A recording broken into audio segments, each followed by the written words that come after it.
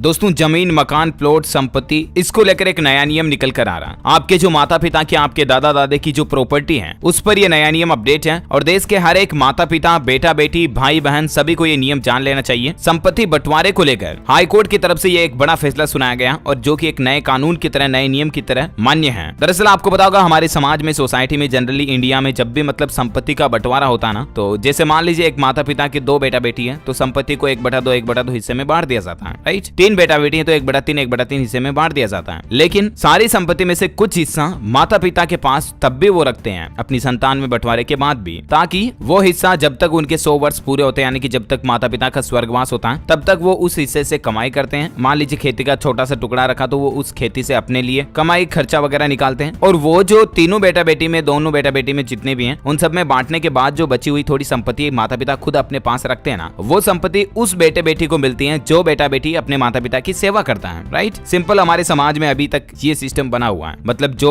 अपने माता पिता के 100 साल पूरे होने तक, उनका स्वर्गवास होने तक, बुढ़ापे में उनको रोटी देता है, उनकी सेवा करता है, उनके पास, उन बेटा बेटी के पास थोड़ी एक्स्ट्रा संपत्ति चली जाती है जो कि माता पिता के हिस्से में होती है वो, राइट। चलिए मैं आपको एक बार डायग्राम से समझाता हूँ। यानी कि मान लीजिए 2 बेटों में अगर संपत्ति का बंटवारा करना है तो माता पिता ने 40% संपत्ति तो दोनों बेटों को बांट दी और 20% संपत्ति का हिस्सा अपने खुद के पास रख लिया और वो हिस्सा उस बेटे को मिलेगा जो बेटा माता पिता की सेवा करेगा, समझ रहे हो। या 3 बेटे हैं माता पिता के तो 30% संपत्ति तीनों बेटों में बांट दी। 10% संपत्ति जो बची वो माता पिता ने अपने खुद के पास रख ली। ये संपत्ति भी तीनों बेटों में से उस बेटे को मिलेगी जो बेटा माता पिता की सेवा करेगा, उनकी देख रेख, उनकी देखभाल करेगा, उनका भरण पोषण करेगा, उसको 10% एक्स्ट्रा मिल जाएगी, राइट। और जनरली हमारी सोसाइटी में, समाज में इस तरह से संपत्ति का बंटवारा होता है। लेकिन तो दोस्तों यहीं पर एक ट्विस्ट आता है और यहीं पर बड़ी समझने वाली बात यह है। देखिए मद्रास हाईकोर्ट ने क्या कहा इस मामले को लेकर, पूरा केस समझिएगा कि हस्तांतरित संपत्ति को माता पिता वापस नहीं ले सकते हैं। जी हाँ, मतलब कि बुजुर्गों द्वारा या माता पिता, दादा दादी द्वारा अगर अपने बेटे बेटी या पोते पोती को कोई संपत्ति हस्तांतरित कर दी गई है, यानी कि उसके नाम कर दी गई है, तो बच्चों को एक बार संपत्ति देकर वापस नहीं ले सकते हैं अभिभावक। सिंपल इस हाईकोर्ट के फैसले का मतलब ये है, एक बार अगर संपत्ति को बच्चों के नाम कर दिया तो फिर माता पिता खुद भी या दादा दादी खुद भी उसको वापस नहीं ले सकते हैं। बहरहाल यहाँ पर ध्यान देने वाली बात यह है, यहाँ पर जो केस था दोस्तों उसमें माता पिता ने याचिका लगाई कि हमने जो बेटा बेटी को संपत्ति दी लेकिन वो हमारी देखरेख नहीं कर रहे हैं, वो हमारा ख्याल नहीं रखते हैं। तो यहाँ पर हाईकोर्ट ने ये कहते हुए फैसले में उस याचिका को खारिज कर दिया कि एक बार आपने खुद अपनी इच्छा के अनुसार बेटा बेटी के नाम पर संपत्ति कर दी, अब वो संपत्ति वापस रिवर्स ट्रांसफर नहीं हो सकती है। अब यहाँ पर माता पिता और सभी बुजुर्ग नागरिकों को मैं अपनी तरफ से एक पर्सनल ओपिनियन राय देना चाहूंगा कि जब भी आप अपनी संपत्ति को बेटा बेटी में बंटवारा करें तो इस बात का जरूर ध्यान रखें कि जिस बेटा बेटी से आप ये उम्मीद कर रहे हो या आपके संपत्ति बंटवारे के समय जो समझौता हुआ कि मैं इस बेटा बेटी के साथ रहूंगी या रहेंगे, तो उस बेटा बेटी का जिक्र आपको संपत्ति बंटवारे में भी करना चाहिए, ताकि कल को वो बेटा बेटी ये कहकर मना नहीं कर सकेगी मैं तो सेवा नहीं करूंगा, क्योंकि उसके तो नाम पर संपत्ति तो ट्रांसफर हो गई, उसके तो नाम पर जायदाद आ गई, पूंजी आ गई, अब वो सेवा नहीं करे तो उसका क्या करें, समझ रहे हो ना। लेकिन मद्रास हाईकोर्ट ने कहा कि अगर संपत्ति बंटवारे के जो पेपर हैं, स्टाम्प पेपर हैं, उनमें अगर आपने ये बात लिख रखी है कि ये संपत्ति आपको दी जा रही है, बदले के एवज में आपको माता पिता की देखरेख करनी है, उनके स्वर्गवास तक उनका ख्याल रखना है, उनका भरण पोषण करना है, अगर ये एक लाइन भी सिंपल आपने संपत्ति बंटवारे के पेपर में लिख रखी है ना, तो आप अपने बेटा बेटी से संपत्ति वापस लेने का हक अधिकार रखोगे। अगर बेटा बेटी आपकी नहीं सुन रहा, आपकी देखरेख, आपकी सेवा आपकी इच्छा अनुसार नहीं कर रहा, तो बिल्कुल आप उसे संपत्ति से वापस बेदखल कर पाओगे। लेकिन शर्त यह है कि आपको बंटवारे के जो पेपर होते हैं, जिनको स्टाम्प पेपर के रूप में हम लिखते हैं, उन पेपर में आपको ये मेंशन करना होगा कि 3 बेटा बेटी हैं, इनको ये संपत्ति दी और तीसरे बेटे को एक्स्ट्रा संपत्ति इसलिए दी ताकि वो हमारी सेवा करे या माता पिता की देखभाल करेगा, उनका भरण पोषण करेगा। तो ये चीज क्लियरली मेंशन कर दी है। मद्रास हाईकोर्ट ने सिंपल यही कहा,